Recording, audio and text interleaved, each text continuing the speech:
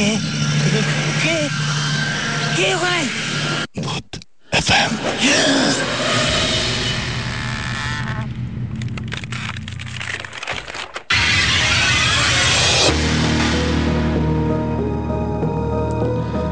শুনছেন সবসময় রেডিও ফুটের সাথে আছে রাসেল এবং চলছে ভূত এফএম এবং ভূত এফএম আপনাদের সবাইকে আবারও খন্দকার সাকাত হোসেন আমরা দুইজন আপনার ডিউটি শেষ করে ক্যাম্পে ফেরত আসছিলাম, ট্রেনিং সেন্টারে ক্যাম্পে। তো আসার সময় আপনার ক্যাম্পে আসার একটু আগে একটা আম গাছ আছে, তো ওটার গোড়াটা আপনার ভালো করে বাঁধা কিন্তু ভাঙা। আচ্ছা, তো ওখান থেকে একটা ছোট বলের মতো একটা আগুনের একটা আলো, আপনার বলের মতো একটা আগুনের একটা দলা আলো উড়ে আপনার ওই ট্রেনিং সেন্টারের ভিতরে দুইতলা একটা আপনার মাটির দুইতলা বাড়ি আছে, ওটাই এসে বসলো। বসার পরে আমরা দুইজন পিছনে পিছনে ফলো নিলাম। নেওয়ার পরে ওই বিল্ডিংটা থেকে 10 থেকে 15 হাত দূরে আমরা দুইজন দাঁড়ালাম।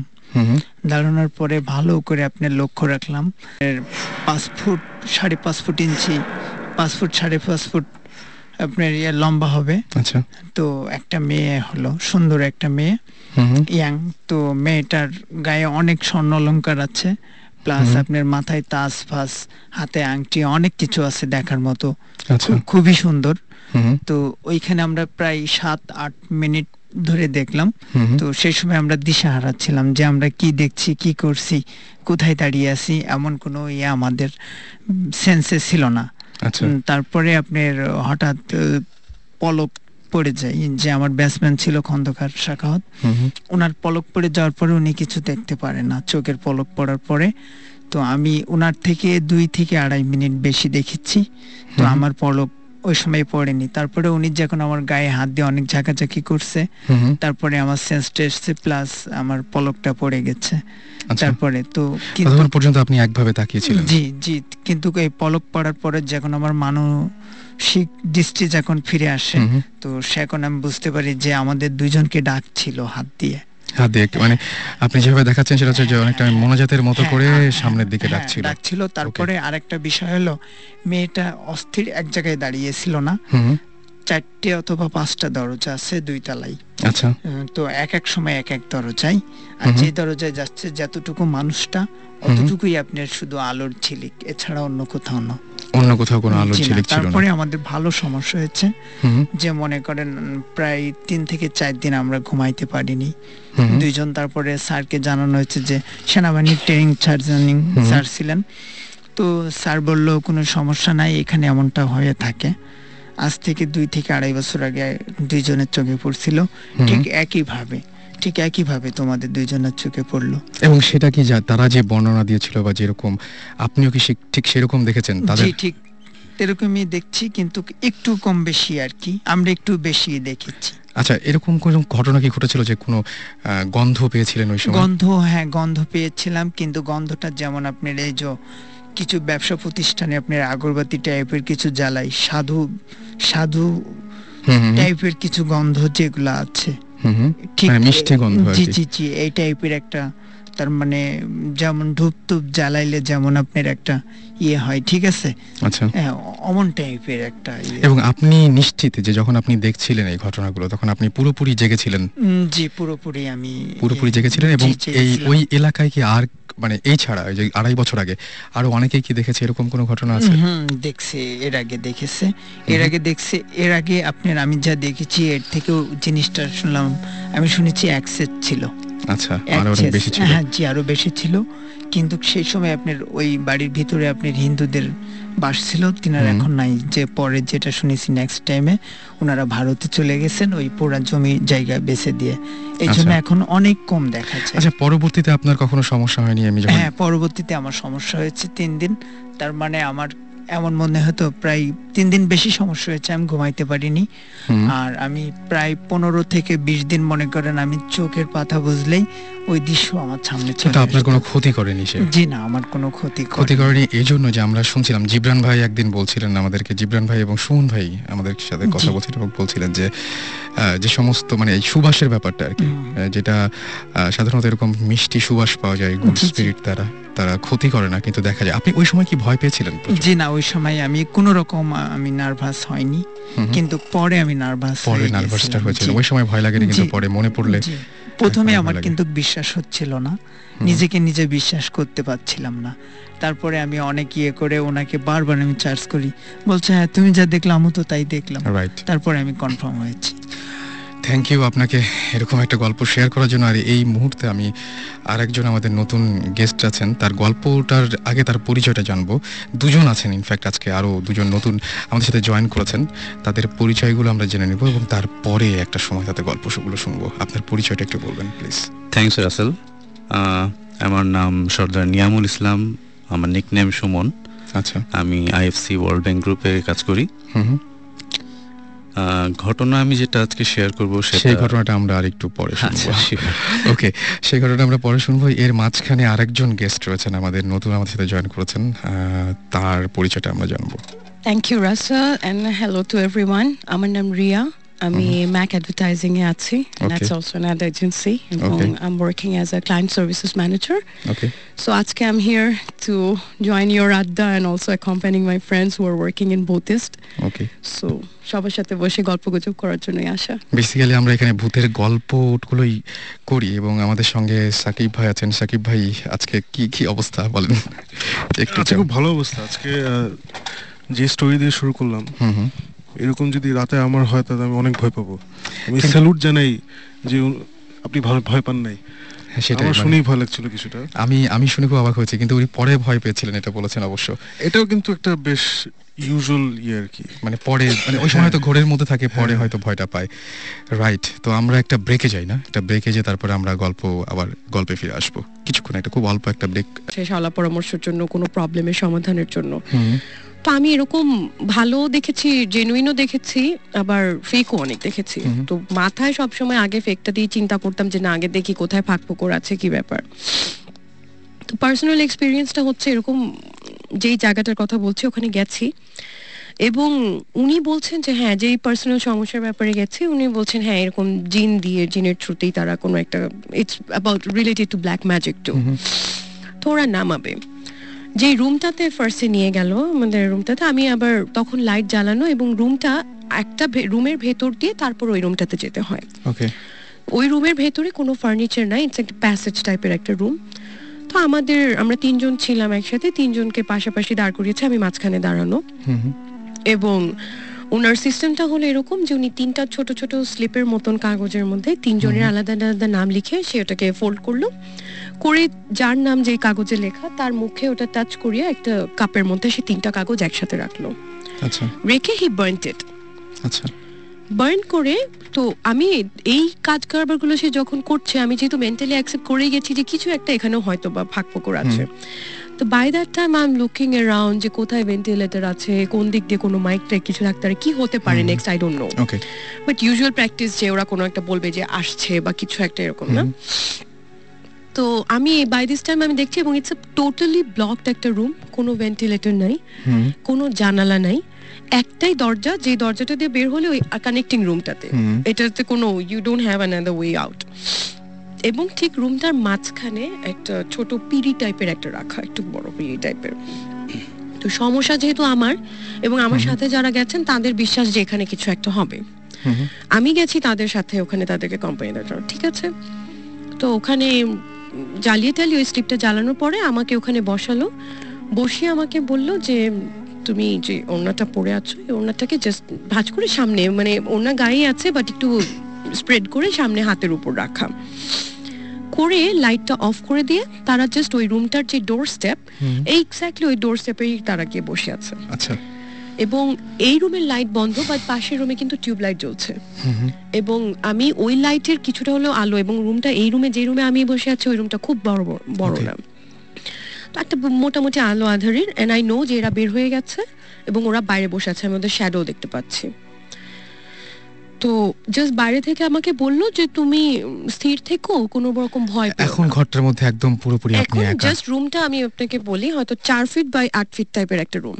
আচ্ছা, এবং আমি লম্বালম্বি ভাবে দাঁড়িয়ে বসে আছি ঠিক মাঝখানে, এবং দরজাটা হচ্ছে আমার সামনে ডান দিকে, এবং ঘরের মধ্যে কোনো আলো নেই। ঘরে ওই পাশের রুমে আলো জ্বলছে, এবং ওই রুমের আলো কিছুটা হলে আসছে। রাইট। তো I feel all on a sudden যে আমার মাথার ওপরে সামনের দিক থেকে নিয়ে পেছন দিকে প্রচন্ড মানে সিভিয়ার ঝড়ের বেগে একটা বাতাস, অনেক জোরে একটা বাতাস ওদিক থেকে শুরু হলো, এটাও বুঝলাম, আমার মাথার উপর দিয়ে ক্রস হয়ে আমার পিছন দিকের দেয়াল দিয়ে বেরোয় গেল বা কিছু একটা বাতাস। হ্যাঁ বাতাস, এবং প্রচন্ড জোরে একটা, এবং just it's a matter of 3-4 seconds maybe, okay that's all. এবং ঠিক যখন আমার মাথার ওপর দিয়ে পাস করছে আই রিয়েলাইজ যে আমার ওড়না যেহেতু সামনে বিছানো কিছু একটা পড়েছে। আচ্ছা, আমি জানি না তো অতখানিও আলো আসছে না, এবং ওই রকম অবস্থা আমি আর ওই সিচুয়েশনে নাই যে আমি ওটা দেখবো। তো আমার চোখ দিয়ে দর দর করে পানি পড়া বের হয়েছে, কারণ আমি প্রচন্ড ভয় পেয়ে গেছি, আর I don't know what's happening. আমি জাস্ট ওর চলে যাওয়ার পরে আমাকে বাইরে থেকে বললো যে তুমি বের হয়ে আসো। আমি ওই হাতটা দিয়ে ওনাটাকে এভাবে আমার বুকে জড়িয়ে ধরে আমি দেখিও নি, আমি বের হয়ে এসে জাস্ট ওই দরজার কাছে আমি বসে পড়েছি, মাটিতে বসে পড়েছি, পরে আমি ওনাটা এভাবে সামনে ছড়িয়ে দিয়েছি।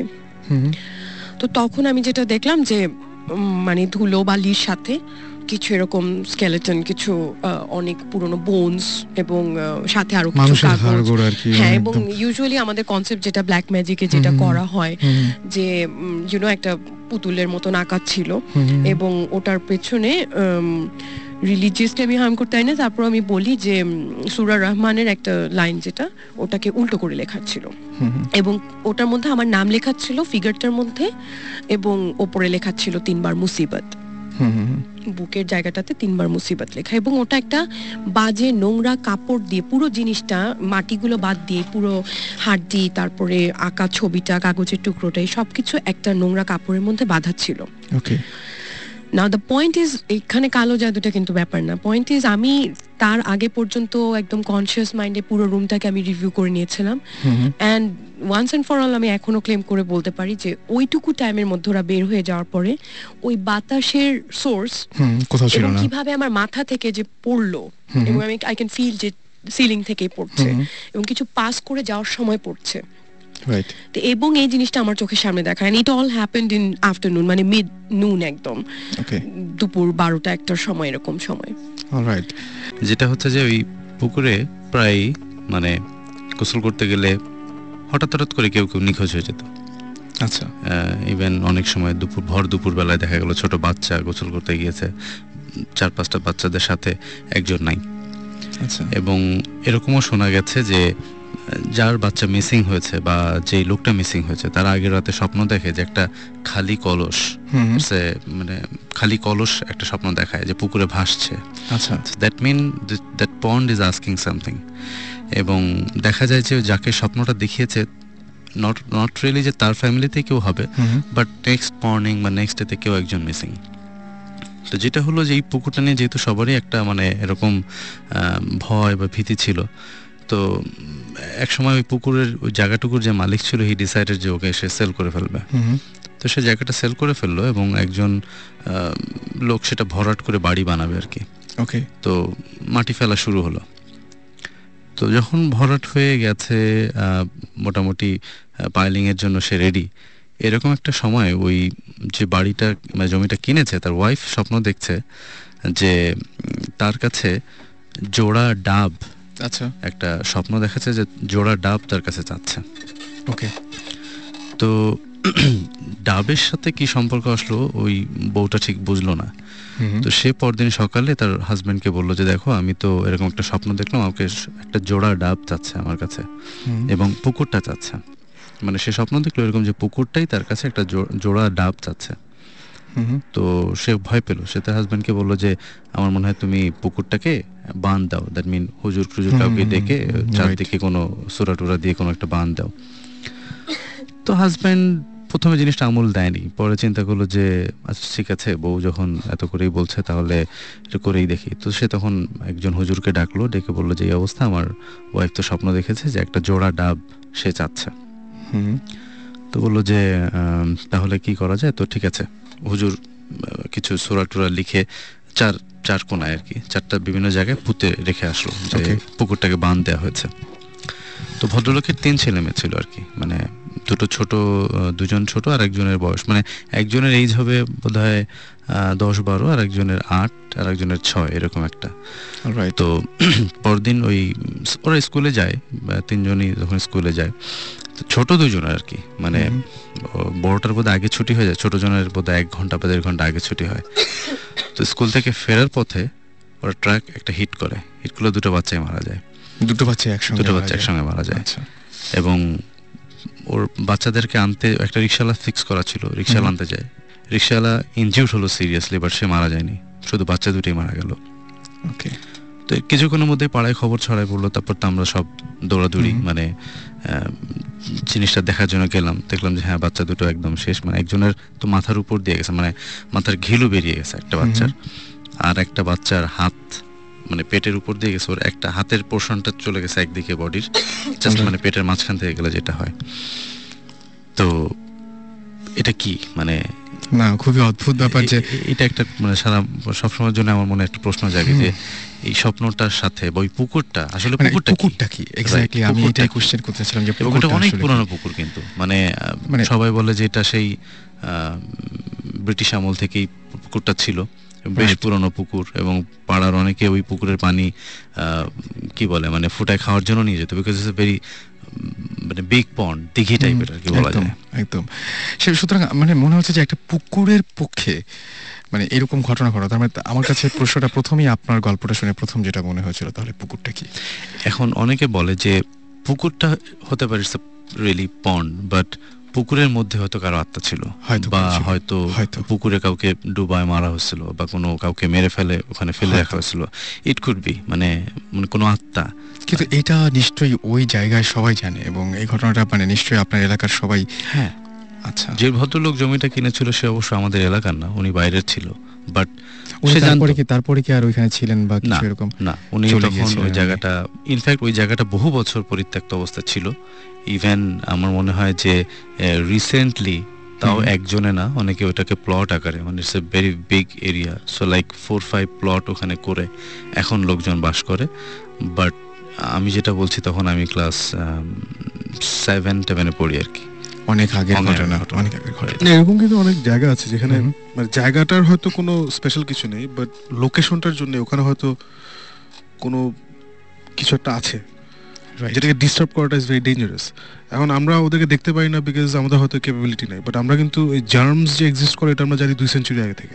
200 বছর না 300 বছর আগে আমরা জানতাম না যে জার্ম কি জিনিস, রাইট? সো জার্ম কি জিনিস ওটা আমাদের টেকনিক্যালি অ্যাডভান্সড হয়ে একটা জায়গায় এসে বোঝা গেছে যে আমাদের চারিদিকে শরীরের ভিতরে কিলবিল করছে জার্ম, তাই না? Virus, bacteria, whatever. সো নাইলে কিন্তু 200 বছর আগে যে আমি কাউকে বলি যে এই হাঁচি দিও না জার্ম বের হবে, ও করে হাসতো, সত্যি কি বলতেছে সত্যি। সো অবভিয়াসলি পুকুর বা এরকম একটা জায়গা নিশ্চয়ই কিছুটা ছিল, সাম প্রেজেন্স বা হোয়াটএভার, যে ডিস্টার্ব হতে চায়নি। And enough for some reason, মানে যে স্টোরি আমরা শুনি, মানে ম্যাক্সিমাম স্টোরিতে কিন্তু মেটাফরিক্যাল কিছু ব্যাপার স্যাপার থাকে, রাইট? বা যেটা আমরা দেখি যে ওটা হয়তো 2 ডাইমেনশনসে দেখি, মানে ওরাও আসলে ঠিকমতো কমিউনিকেট করতে পারে না, একদম সেটাই। সো ওরা যেটা পারে, ও যেভাবে পারে কমিউনিকেট করে, আমরাও যেভাবে পারি বোঝার চেষ্টা করি আর কি। এটাই আর কি, সেটাই।